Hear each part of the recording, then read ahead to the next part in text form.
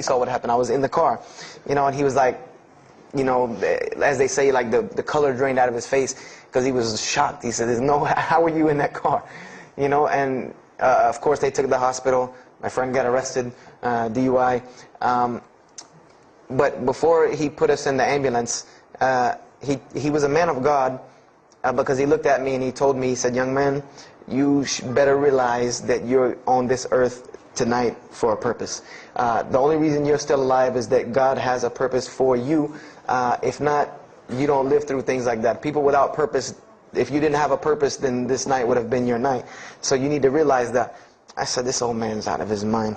If God had been looking for me, he had the opportunity to get me a long time ago, so don't tell me about that God stuff now. So I paid it no attention, and about a month later, 3-4 weeks later, my friend and I, same two, he's on crutches still, we decided to go to New York City. We decided to just take off, drive to New York City. We didn't tell our parents where we were going. I said I was sleeping in his house. He said he was sleeping in my house for the weekend. So we drove to New York. And in New York, I remember going to the ATM to get some money. And in New York, they have these ATMs where you have to go in the little glass room to get your money at ATM. I don't know if they have that here or if any of you have been to New York. Now, alhamdulillah, you have to put your bank card in to go in there. But in '97, it was not like this. You went in, and it was almost like the game Mousetrap, because you go in, take out your money, criminal comes right in behind you. There's nowhere for you to go. There's nowhere to run. So I went in, I took my money out of the ATM, and I heard the door open behind me, so I turned around, I thought somebody was coming in behind me, and there was a man who put a gun to my face. And he must have really, really, really, really needed this money, because he didn't ask me anything, he didn't say a single word. I just remember looking at the gun in my face and him pulling the trigger. And it was a revolver, and to this day, I'll never forget that image in my head of seeing that little spindle turn and hearing that very distinct click of a revolver. And it probably could have been like a .32 snub-nosed gun like this, but when it was in my face, it looked like one of those like cannons that you see on the movies. And I remember when he pulled the trigger, I didn't think anything. You don't think anything. It just blank. You just go into this like shock of blankness. And then a couple seconds later, thankfully I had been doing martial arts. That might have helped me overcome the fight or flight syndrome, because all I could think was, go! Like myself kicking myself, like, what are you doing? Go! So I bum rushed him, we went flying, he went flying, money went flying, gun went flying. And I took off and went to the hotel and didn't say anything to anybody. We went back to South Carolina the next day. And I didn't say anything because we weren't supposed to be in New York. My grandfather would have killed me. If that guy didn't kill me, my grandfather would have took care of it. So I didn't say anything until about a month or two later. I kept having nightmares about this same incident. I kept having night terrors from this incident. And so I told my grandmother about it. And she told me the same thing that the officer had told me. She said, you have to realize that God has a purpose for your life. You're here for a reason. People don't go through the things that you've been through and still walking on this earth without a reason, and you're pushing the limit. This is what she told me. You're pushing the limit, really. God has something for you, and He wants you to get it, but you're pushing it. And she didn't tell me to go back to Christianity and study my Bible. The only thing she told me was that God hasn't gone anywhere. You just have not looked in the right place yet. And so I decided to put myself back together. The car wreck, the gun thing, the getting arrested for fighting, like all of that, like really made me stop really quick and think, that I need to get my stuff together.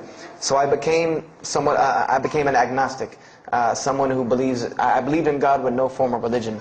I prayed to God on the floor on my hands and knees, because this is how all the books of God, this is how the Bible, the Torah, the New Testament, the Bhagavad Gita, all of these scriptures that I ever read, they said that this is how the men of God prayed.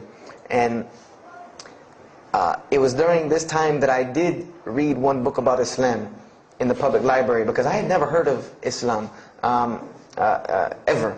But I remember I was looking in the religious section in the library at school, and there was a book about Islam, and or it was in the library, the public library, and I remember it was some title like "Why I'm Not a Muslim," or some, one of these titles that was propagandistic against Islam, but I had no idea. So I just took the book and I read it, and I remember it said that Muslims, M-O-S-L-E-M-S, and any of you knowing Arabic knows that's a very derogatory word. A Muslim is someone who oppresses someone else. That's a very quick sleight of the pen that was used in the past for a very real purpose. It said that Muslims were people who worshipped a moon god named Allah, who lived in a box in the desert in Saudi Arabia, and they were oppressive to women. I remember there was a whole chapter about how they could have 4 wives and as many as they want, actually, because they could marry 2, divorce 1, get 3 more, you know, this whole, you know, and it said that, you know, I remember the one thing that really caught my attention was the whole chapter on jihad, where it said that Muslims were allowed to kill non-Muslims at any time, at any place, without discretion, and it was an honorable act, and not only would they go to heaven before it, but they would get 70 virgins on the way. You know, so I closed the book on Islam, put it back on the shelf, and marked off Islam off my little list of religions, and said thanks but no thanks, and if I ever see a Muslim, I am out. And I said I'm pretty safe in Greenville, South Carolina. I had never seen a Muslim ever. So I said, you know, I don't have to worry about running into no Muslims, thank God. So, you know, I started, you know, just worshiping. You know, I tried to just be a good person, you know, pray to God, ask Him for guidance, try to be a genuinely good person. And I remember what changed is when I met a Muslim. I met a Muslim who I had met a couple of times at school. We had went to school together, and I knew him, but I never knew that he was Muslim. And there's a couple of reasons why I never known he was Muslim.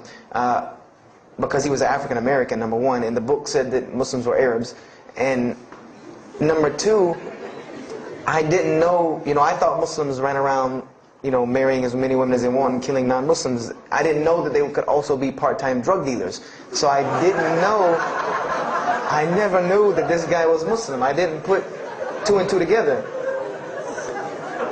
So we were at his house one day, and me and my other friend, the one that, you know, I got into a lot of trouble with, I'm trying to keep him out of trouble now. We were at his house, and we were debating something about religion. I forget what even the topic was, but you know, you had 2 teenagers thinking they know everything. And I was trying to explain something to him about the Bible. And that guy came in and was listening. He said, "Have you ever heard of Islam?" I said, "Yes, I've heard all about Islam." He was like, "Okay, so what do you think of it?" I said, "What do you mean what I think of it? That's probably the worst religion I've ever seen on the face of the planet." He's like, "Why?" And he's like, "But I'm a Muslim." I was like, "Man, stop playing." You know, like, you're an African American. You know, he's like, "So?" I'm like, "The book said you guys were Arab. All the Muslims were Arabs." He was like, "What else did you read in the book?" And I told him. He was like, "Man, what in the, you know, what have you been reading?" He's like, "You need to go to the mosque for Jummah." He's like, he told me, he said, "I'm not a good Muslim." This is what he said to me. He said, "I'm not a good Muslim. I'm not even going to try to front and say I'm a good Muslim." He said, "But I can guide you to some people that can tell you the real truth about Islam," because he knew about my story about wanting to find religion. And he said, "You need to go to the mosque for Jummah." And I said, What's Jummah?" He said, "It's just like church with no chairs." And I said, "I can do church with no chairs because in church the chairs were the worst part anyway." Because they had these hard benches that you sit on that are like this and are so hard. I said, "That's good. You sit on carpet? Wow, man, every church should be like that." And I said, "Where's the mosque?" He said, "It's on Wade-Hampton Boulevard." I said, "Where on Wade-Hampton Boulevard?" I lived on Wade-Hampton Boulevard. I lived right off of Wade-Hampton Boulevard. He said, "You know where Lee Road intersects with Wade-Hampton?" I said, yeah, I live on the other side of that intersection. He said, "It's right there." I said, "No, it's not. There's nothing. There's a gas station or a church." He said, "Yeah, you know that church, the Evangelical Missionary Training Facility?" I said, "Yeah, I used to take missionary classes there." He said, "You know that building in the parking lot with the gold thing on top?" I said, "Yeah, the gym?" And he was like, "No, that's the mosque."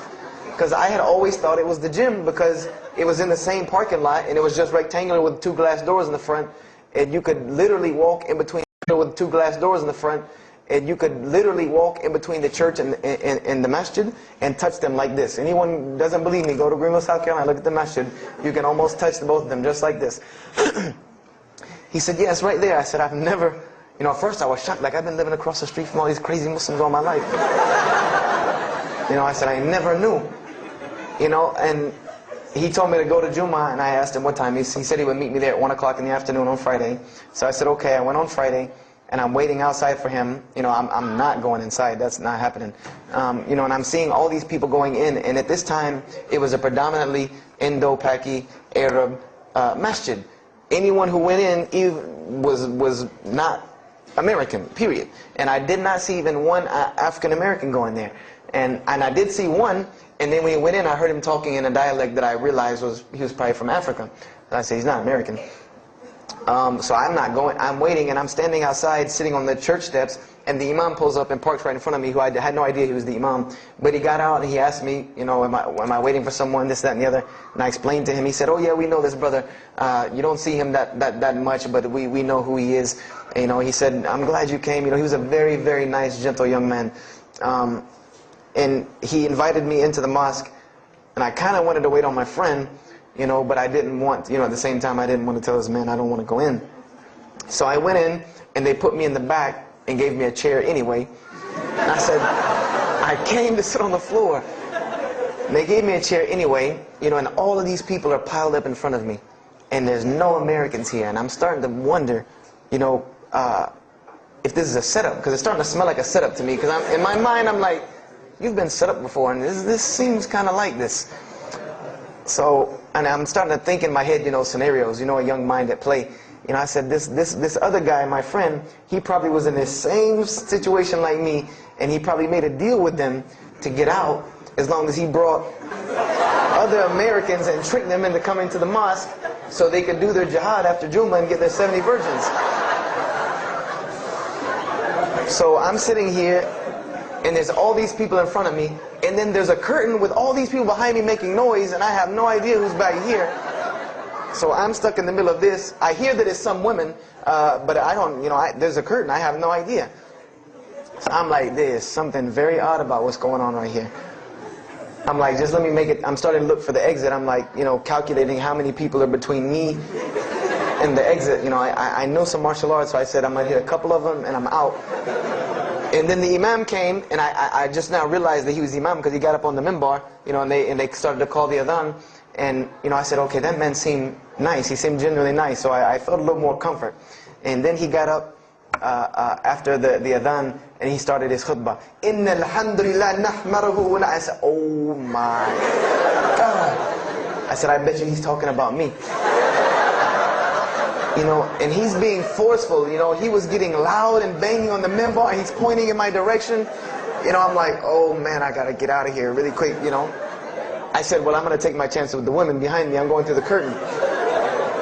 And then he started to, when he got done with his Arabic tirade, he started to explain it. You know, that verily all praise belongs to Allah alone, or God alone, and Him do we worship, and Him do we seek help and assistance. We seek refuge with Him from the evil that lies. You know, he explained what he said in Arabic, and it sounded to me so beautiful. It was very, very beautifully prosed, what he said, and I wanted to know where he got that. You know, I said, where did he get that? You know, because it was only a